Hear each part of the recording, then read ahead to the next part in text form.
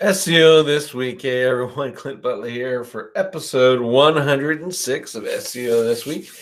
As you can see, I am all by myself today, so I get to go solo.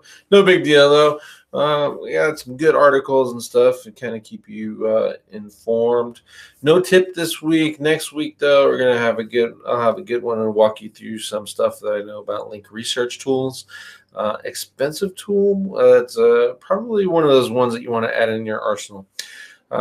If you can't pay for that, the whole thing though, I'll go into what we do or what I do typically to kind of leverage it as needed and for penalty recoveries and stuff.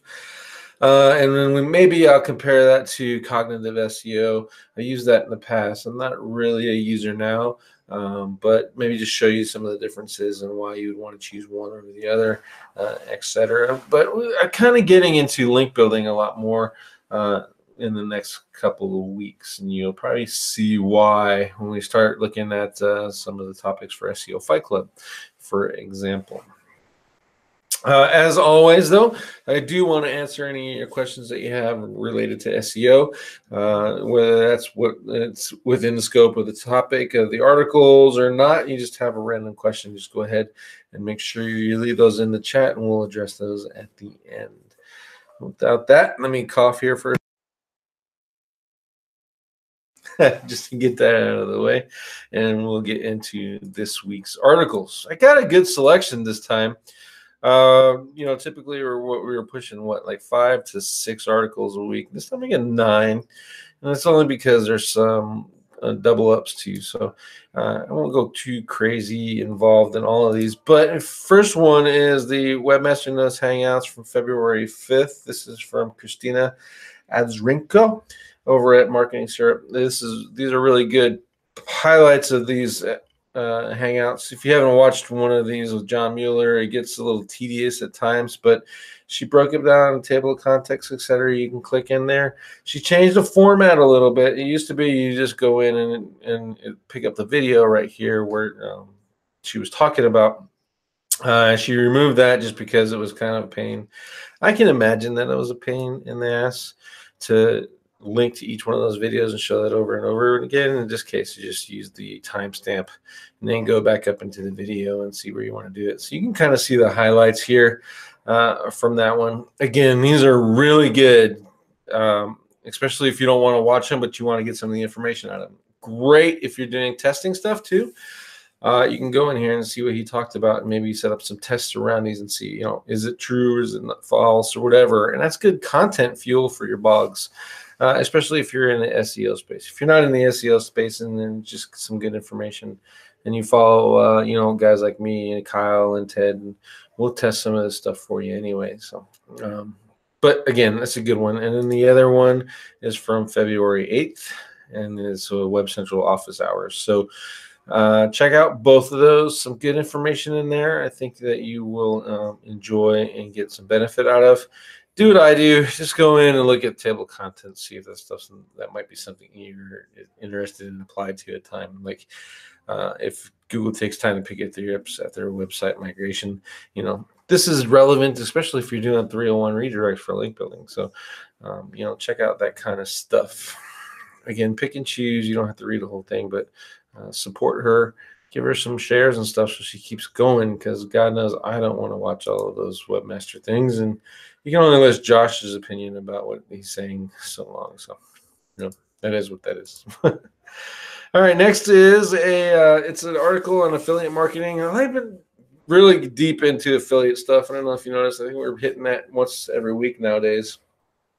So this is really good if you're just kind of looking for some tips and stuff. Basic, advanced SEO, it all applies to affiliate marketing. And then you get with some of these affiliate marketers, especially the closet guys that are making 6 or 7 figures a month doing affiliate stuff. And that's where you really get to expand your skills and stuff. You got to get their attention, and the way to do that is to start generating your own brand, your own traffic, etc. so you can get into and maybe find out, new products that are coming out and get some more money, and etc. This was written by Pat Ahern. I think you'll enjoy this post, only so much as it just kind of gives you a little bit of from an affiliate marketer's perspective, some things for SEO. For the most part, I think you're going to find that most of this stuff is actually, things that we already cover as part of our basic optimization, like, feature snippet and search features option, etc. ROI for your keyword research, CTR. That's all basic SEO stuff. When you're looking at it from an affiliate's perspective, you might take on or pick something up, a tidbit or two that'll help you out. What I like the best is probably the search scale visibility with Quora, and just kind of working through that and seeing how to use Quora to leverage that site in order to bring more people into yours and selling your affiliate products. Especially if your whole site's like a health thing. You go into Quora and you're answering health questions, and you get some health traffic.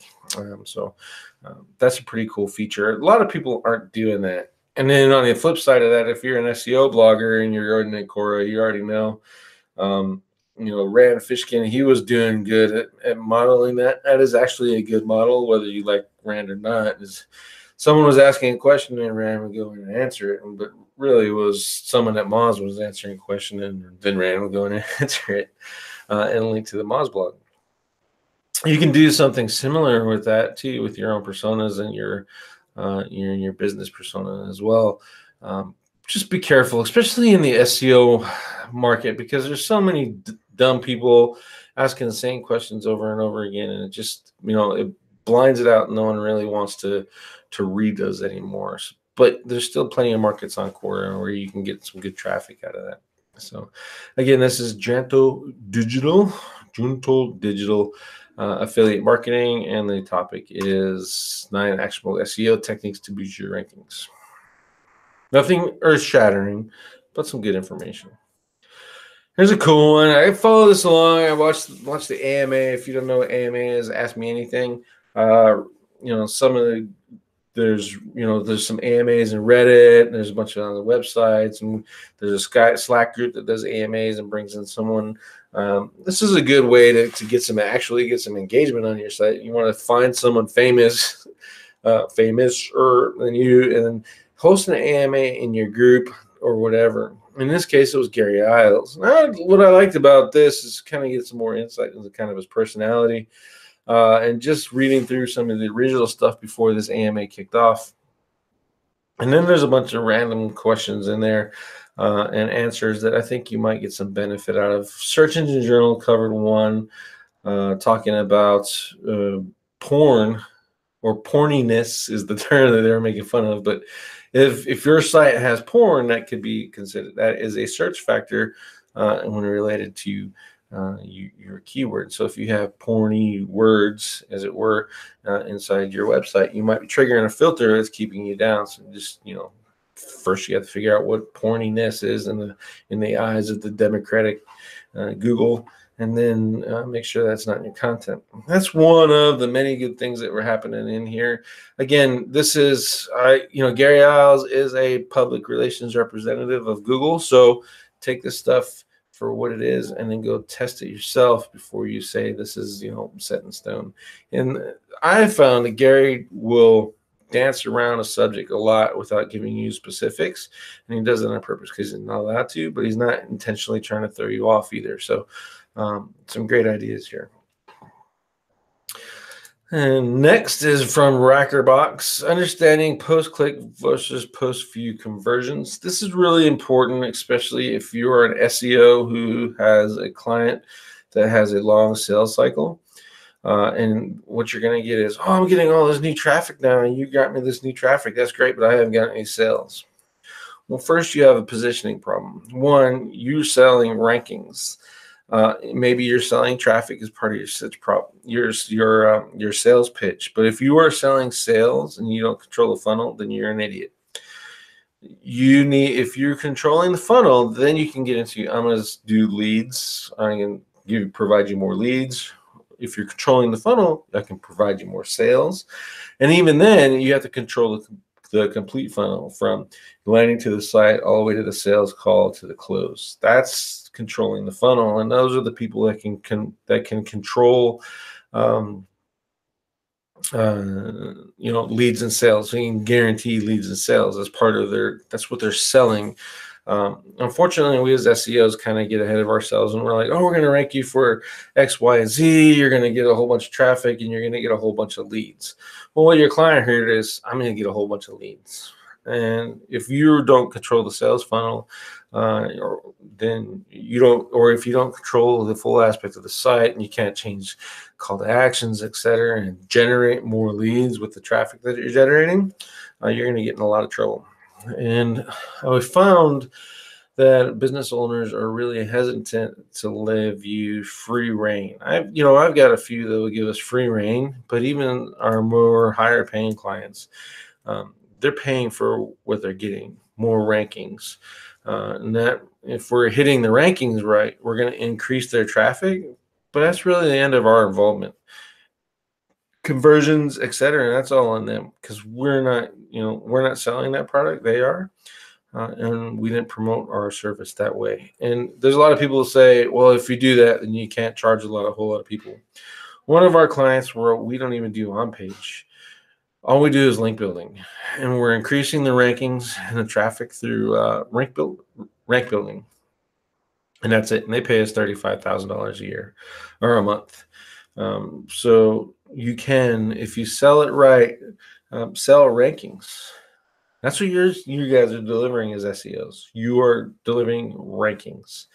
And then if you want to get into being a full service agency, I want to sell you rankings. Then I'm going to upsell you for conversion rate optimization. Then I'm going to upsell you for, ads or whatever floats your boat, funnel building, etc. So just that's where this kind of post is important, is which is more valuable to you, and how you track both of those different types of sales. So post click is, click the search engine and I bought at your e-commerce store. Post view is I clicked on the search engine, came back a couple days later and looking at it again, and then I bought. So that's the real, that's summarizing the two types of conversions, and why you should probably be tracking both. Especially if you're an SEO who made that mistake of selling leads, you need to be able to track both of these so that you can show a higher rate of return on investment to your clients that are looking at you for leads. Next is Jesus Mecca. I've known Jesus for quite a while. He's really good dude. Has some great information. So when I saw that he posted this one, I figured, if he got it out there, it's probably good. So he is claiming to increase his views, as you see, from 611 to 100K in a 6-month period, which is pretty good. And I think it's an impressive way to just kind of see, his thought process and how things are going. Some things about the website, etc. And then he's got a video to say how he did it. And you can kind of read through here. Just some more stuff, but the beat of this article is down here at the bottom. So watch the video. You can see how he increased the traffic and some of the tips that he did to do that, and kind of just keyword research and rankings and feature snippets, etc. That's how you can make some good money really quick, and you get to show off to your clients a little bit. So check out this one from Jesus. I think you'll enjoy that one. Jerry West, if you guys follow me for any period of time, I follow Jerry West. I like to consider him one of my mentors. I'm not in any of his paid courses anymore, etc. I think I've outgrown that, but he still has some great ideas. And this one is fish where the big fish are. Basically, it's the first paragraph really outlines this, but it's a method that he's using to impress B2B clients, especially when you're at a meeting or something like that.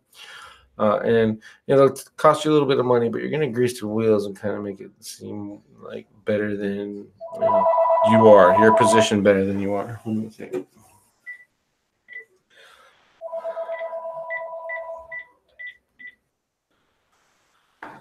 Sorry about that. So you position it better than you are, and look at some ways just to increase your conversion rate on a face-to-face meeting, or even for networking. This is a good method for networking. It's pretty cool, and I think you're gonna like it. If anything, you're just gonna like the way Jerry writes.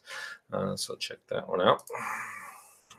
Triple their search traffic with link building techniques. You're going to see more and more link building stuff in there because I want to get into more of that this year.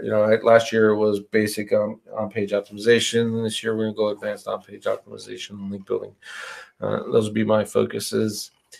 You can skip some of this crap, but really it's outreach, some roundups that they did, some backlink exchanges, and some influencer stuff, and then job postings, job listings. Pay attention to this one. A lot of people are talking about job listings, and really they're just going out there and spamming the search results, especially on these job sites. I'm going to piss the job sites off. But if you do this right and intentionally, you can get a lot of traffic and a lot of resumes for future hiring positions, and you'll get the backlinks all at the same boat. So pay attention to this section here, the jobs listing section, and think about how you can use that for your business. Now you're going to find that one of the biggest things that we ran into is, I'm not hiring. Why would I post a job listing? You can collect resumes for future hiring opportunities. Even as an agency, you can collect resumes for future hiring opportunities. We over the top SEO, we don't hire any third world, Indians or Filipinos anymore, because the work quality was crap. Because they were outsourcers. We really didn't have any influence and be able to, control time zones, control work quality, other than say, hey, do this again, or slow down our return on being able to deliver. So we just went and started hiring US people. Well, those people are expensive, so you can't hire a lot of them, right? But you can start building up a resume base and then keeping those for you, while at the same time getting some link building done. So that's how you handle that job listings argument for link building. Call to action statistics. I won't go into this really deep, but to say, Amazon tests their CTAs, so you should be doing that too. They looked at SaaS products for their CTAs. What are the CTAs that all these other products are using? How many words, etc. You can see the complete breakdown in here as you go through the article, but the table of contents kind of does it mostly. But what I want you to take away from this is look at how they look at CTAs in this particular market, and then apply that to your own market. So when I talk about keyword research, one of the things we look at is keyword research. What is this main CTA that people are looking for? Because if my plumber is looking for form fills, but everyone else is doing phone calls, who do you think is going to win that battle? Everyone else is doing phone calls, right? Those are the CTA things that you need to look at, and then you can intermix those CTA stuff in with your SEO stuff. And I think you'll find this test and the way that they set this up to be actually really helpful to you. And you can create a spreadsheet and save it for that niche, because most times these aren't going to change, right? So you create a spreadsheet, save it for the niche. And then you can, every time you get a new client in that niche, you just go back and rinse, repeat, rinse, repeat, rinse, repeat. I think you'll find that this is going to be very helpful for you in the future. I'm going to do that one last. This one's pretty cool. I don't know if you guys know, but you can do HTML inside of Gmail and send an HTML email, and you can fire off some different things. And in this case, you can actually set up some code inside of your Gmails to set up these offers, so that shows inside of the promotions box. So if your email goes into promotions, you can set up the code to show the coupon code and what they're going to get for it and when it expires. This is really great. I think if you can leverage this and you leverage it properly, one, especially for e-com, you guys are going to kill it, especially with if you have an email campaign going on. And then for things like let's say, like random information emails, let's say SEO this week, and you're going to do You have, or affiliate promotions for that matter. You got a big launch, they're going to open, and in 7 days, this coupon goes away. You put that in there as part of your promotion stuff. He's already given you the code for it and kind of some of the things you can do with it and play around with. I wouldn't, think too much ahead on this. Just kind of drop this in there just like that, send out a couple and test it and make sure it works. And then you're off to the races. Make yourself a template. Some of this stuff is really not going to change too much, just the dates and the codes, right? This section right here. It's definitely something that we're going to be leveraging. You start probably seeing some more of that when we start sending out more emails. Right now we just use text emails, but we're going to look into that and kind of fire that up with a HTML template for SEO this weekend, SEO Fight Club. So see how we're doing that, and then think of ways you can leverage that for your clients. That's a good one. Finally is introducing the local search results checker.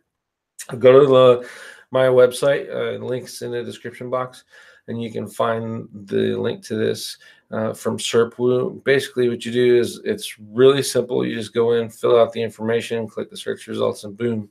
And you can do that over and over and over again.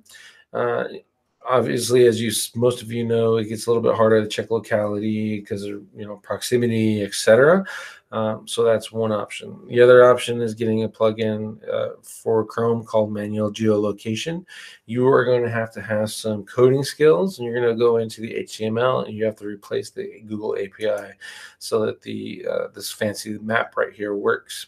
Hopefully you guys can see that. I'm not watching the replay of the screen, but when you click on that extension, the map shows up and it's pushed off of an API.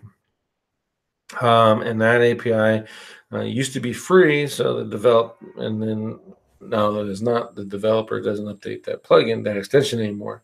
I just downloaded the files, went in there, and changed the API. It's not too hard. If you want some help doing that, let me know. Otherwise, check out SERPWoo's tool here. I use SERPWoo. I'm an affiliate of it. This is not an affiliate link, just so everyone is fully aware. If you want to check out SERPWoo and use it for yourself, then go ahead.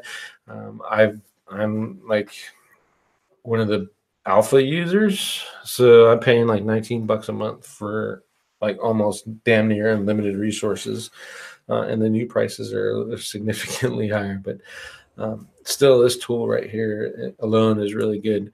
And then when it pushes out this information here, you can just take screenshots of it and kind of help you in your reporting a little bit too. So again, check this out. I think you'll like it. Alrighty.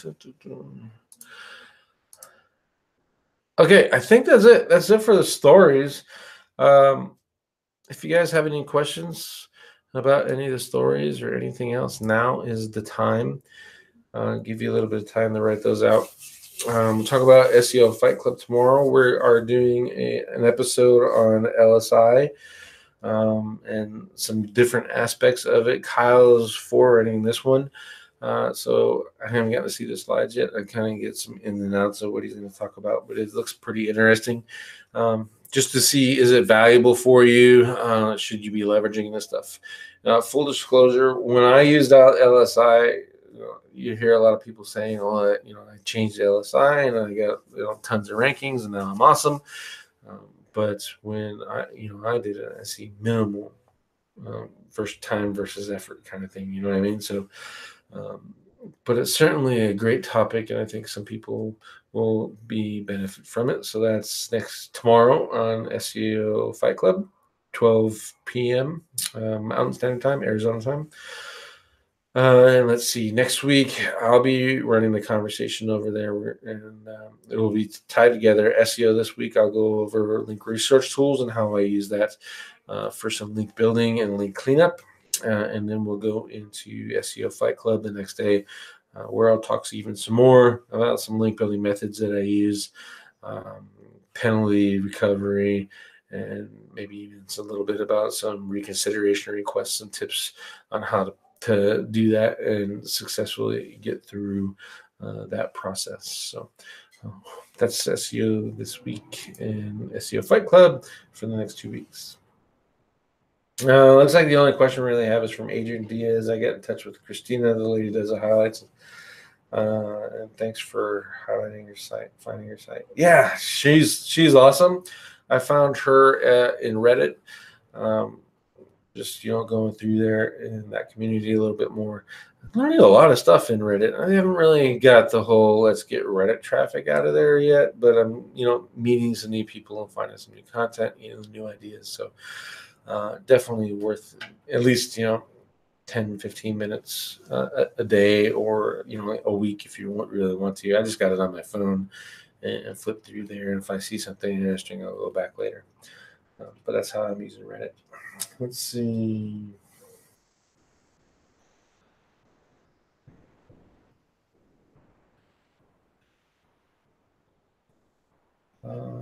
Let's see. Someone should have some. Rose Sillers, yep, she made a good comment when I was talking about leads and lead generation for your client. One is also to make sure that they have someone in place to take the leads.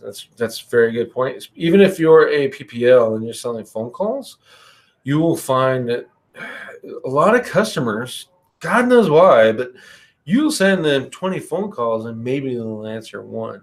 And the voicemail's answering the rest of them. I mean, like, who does business like that? You have to answer your phone. Obviously, it's a little bit harder nowadays because of the robots. Even during the show, the stupid phone went off because of the robot calls, right?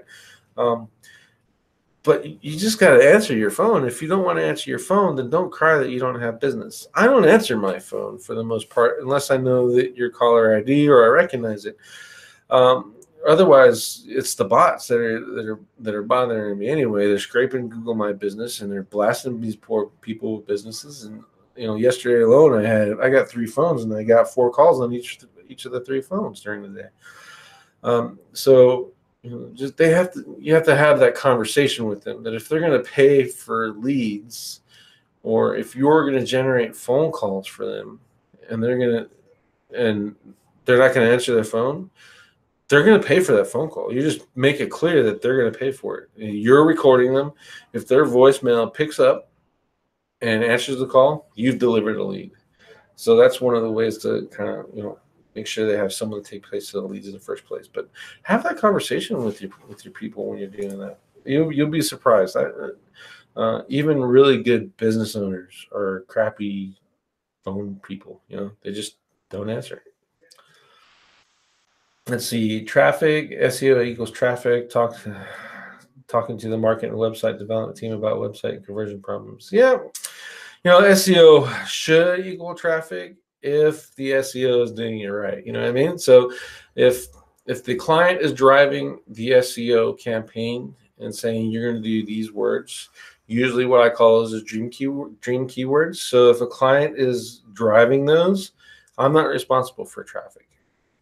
You're responsible because you picked what you wanted to rank for. You said, I want to rank for this. And you ignored the rest of my advice, and you're holding me responsible for fulfillment based off of these keywords. After that, all I owe you is the rankings. If they don't provide you traffic, that's your problem. I ranked you and I delivered for you what you wanted. And now we wasted all this time, and now you see there's no traffic there. Where if you had listened to me in the first place, I probably, 1, would have got you rankings faster. 2, you get traffic from it. And 3, more than likely would have got sales from it. So again, it's a positioning and a trust call with your clients. Man, it's a pain, and it's something that that's one of the reasons I stopped doing clients for Digitaleer almost exclusively. If you're not coming with a 5-figure budget a month, I'm not even talking to you.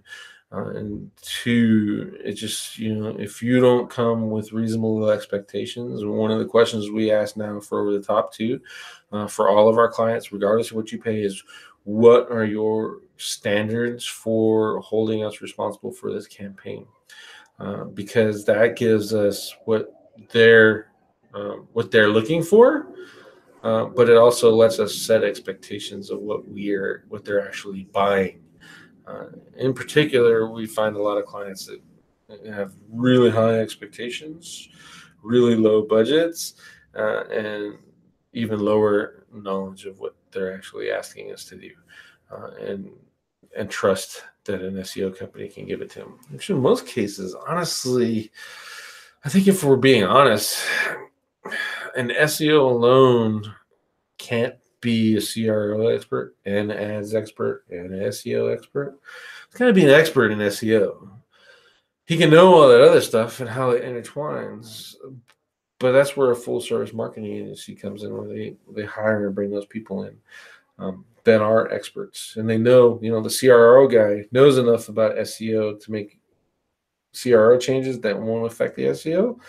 But when it comes to an SEO thing, they're going to talk to each other, and then they're going to work with the client.